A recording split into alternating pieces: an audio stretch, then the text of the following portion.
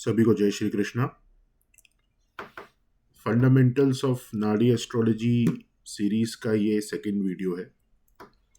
Last video में हमने कुछ बेसिक्स के ऊपर चर्चा करी थी कि किस प्रकार से नाड़ी में हम साइंस को और प्लैनेट्स को एक डायरेक्शन में ग्रुप करते हैं। जिस भी राशि में वो ग्रह होंगे, वो राशि जिस डायरेक्शन में वो राशि आती है और उसके साथ अन्य जो भी राशियां उस डायरेक्शन में आती हैं, 3 राशि एक डायरेक्शन में आएंगी, तो उनमें जो जो प्लैनेट्स बैठे होंगे वो सारे एक प्रकार से कंजंक्ट माने जाते हैं।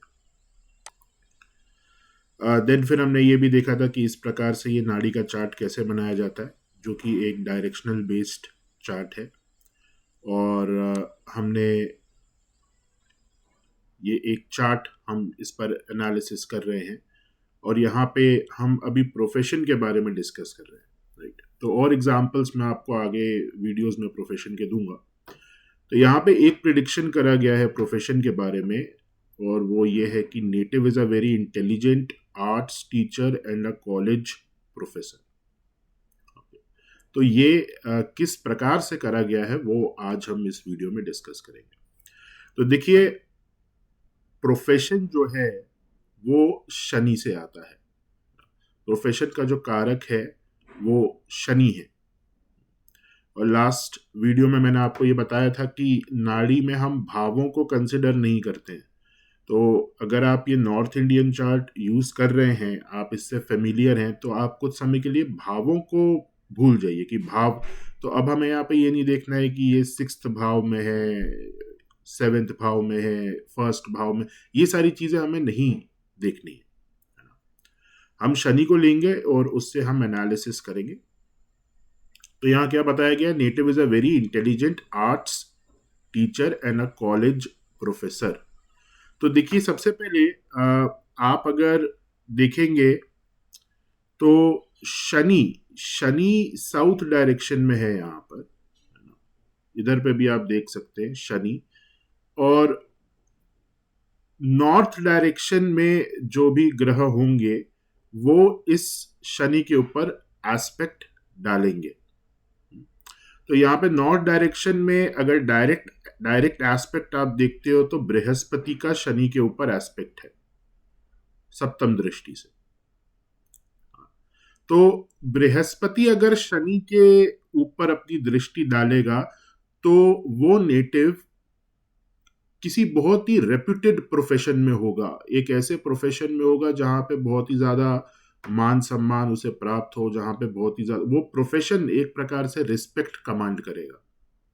और क्योंकि बृहस्पति की दृष्टि शनि पर है तो ऐसा प्रोफेशन ज्यादातर टीचिंग का प्रोफेशन हो सकता है। हर केस में नहीं होगा, थोड़ा थोड़ा चेंज होगा, बट मोस्टली हम ये कह सकते हैं हाँ कि टीचिंग जैसा ये कोई प्रोफेशन हो सकता है, क्योंकि बृहस्पति जो है वो गुरु है, तो गुरु का काम है पढ़ाना। अब किसी मैनेजमेंट किसी कंपनी के अंदर भी ये देखा जाता है कि अगर बृहस्पति शनि के ऊपर अपनी दृष्टि डाल रहा है, बृहस्पति नॉर्थ में है शनि साउथ में है, या बृहस्पति साउथ में है शनि नॉर्थ में, तो अब कोई व्यक्ति कंपनी में काम कर रहा है तो वो तो टीचर नहीं है, परंतु कंपनी में भी उसका रोल टीचर जैसा ही होगा, जहां पे उसे गाइड करना होगा, लोगों को चीजें समझानी होगी। तो वो किसी भी इंडस्ट्री में हो, उसको जो रोल दिया जाएगा उसमें वो बृहस्पति का तत्व आपको दिखेगा, जहां पे लोगों को गाइड करना, लोगों को समझाना, लोगों को कोई कॉन्सेप्ट पढ़ाना ताकि वो इम्प्लीमेंट हो सके। तो अब आप यहाँ पे देखिए, यहाँ पे ये बताया गया है कि नेटिव एक कॉलेज प्रोफेसर है, जो कि हम यहाँ से डिकोड कर सकते हैं क्योंकि बृहस्पति का एस्पेक्ट शनि के ऊपर है। नॉर्थ में बृहस्पति है और साउथ में शनि है। फिर यहां पे ये बोला गया है कि नेटिव इज वेरी इंटेलिजेंट। तो आपके प्रोफेशन में जो प्रोफेशन के थ्रू जब हम इंटेलिजेंस देख रहे हैं, वो इंटेलिजेंस, अब देखिए ज्योतिष में इंटेलिजेंस अलग अलग प्रकार की होती है और उन सबको स्टडी करने की अलग अलग प्रक्रिया है। कई लोगों के पास कॉमन सेंस बहुत अच्छा होता है, लेकिन वो प्रोफेशन में अपने उतने इंटेलिजेंट नहीं होते। कई लोग प्रोफेशन में इंटेलिजेंट होते हैं लेकिन वो बाकी चीज़ों में उनके पास इमोशनल इंटेलिजेंस की कमी होती है। तो इंटेलिजेंस एक ही प्रकार का नहीं होता, इसलिए आप नाड़ी में देखेंगे तो अलग अलग तरीके के इंटेलिजेंस को अलग अलग तरीके से यहाँ पे स्टडी करा जा रहा है। जब हम प्रोफेशन के इंटेलिजेंस की बात करते हैं कि हमें ये देखना है कि प्रोफेशन में उस व्यक्ति का इंटेलिजेंस कैसा है और कितना है। एक होता है कि आप कितने इंटेलिजेंट हैं और एक होता है कि वो इंटेलिजेंस किस तरीके से यूज में आ रही है। तो शनि से सेकंड भाव देखा जाता है। शनि से सेकंड भाव, लगन से सेकंड भाव नहीं, शनि से सेकंड भाव, क्योंकि हम प्रोफेशन के इंटेलिजेंस की बात कर रहे हैं।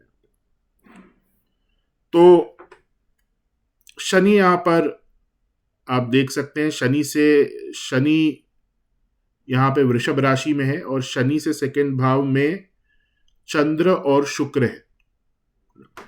शनि से सेकंड भाव में चंद्र और शुक्र है। तो चंद्र और शुक्र ये कॉम्बिनेशन जब भी बनता है, ये दोनों जल तत्व के ग्रह हैं, ये कॉम्बिनेशन जब भी बनेगा चंद्रमा और शुक्र का, तो नेटिव की इंटेलिजेंस किसी ना किसी आर्ट फॉर्म में होगी। ये दोनों मिलकर वैदिक एस्ट्रोलॉजी में एक योग फॉर्म करते हैं, कला निधि योग।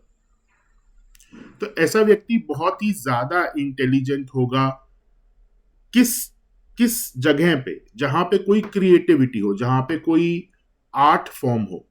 वो आर्ट फॉर्म किसी भी प्रकार का हो सकता है, वो म्यूजिक हो सकता है, वो ड्राइंग पेंटिंग हो सकती है, किसी भी प्रकार का आर्ट फॉर्म, उस व्यक्ति का दिमाग उस जगह बहुत अच्छा काम करेगा।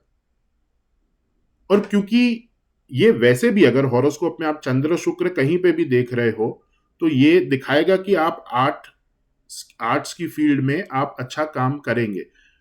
लेकिन कई लोगों के लिए वो हॉबी हो सकती है, कई लोग एज अ हॉबी आर्ट्स को परस्यू कर सकते हैं।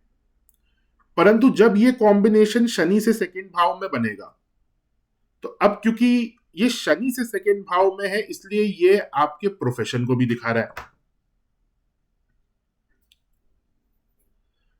और इससे हमें ये समझ में आ रहा है कि आपका प्रोफेशन किसी ना किसी क्रिएटिव फील्ड से हो सकता है, जहां पे आर्ट्स का इन्वॉल्वमेंट हो। तो जो इस नेटिव के साथ है कि ये आर्ट्स टीचर है और कॉलेज में है, कॉलेज से जो वो रेपुटेड प्रोफेशन इनको प्राप्त हो रहा है एक टीचर का, वो बृहस्पति के कारण हो रहा है। फिर यहां पे कहा गया वेरी इंटेलिजेंट, ये बहुत ज्यादा इंटेलिजेंट भी है।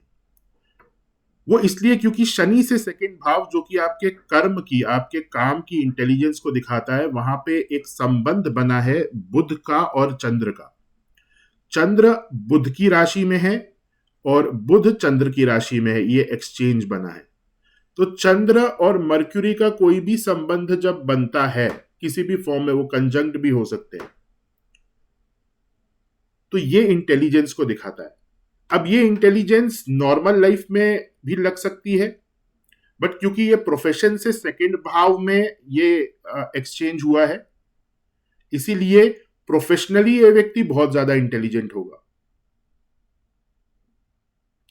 तो इस प्रकार से डिकोड नाड़ी एस्ट्रोलॉजी में करा जाता है। तो ये जो एक प्रेडिक्शन था, native is very intelligent, arts teacher and a college professor, उसको किस प्रकार से हमने कारक तत्वों से डिकोड करा, आई होप आपको समझ में आया होगा। आगे हम और एग्जाम्पल्स देखेंगे।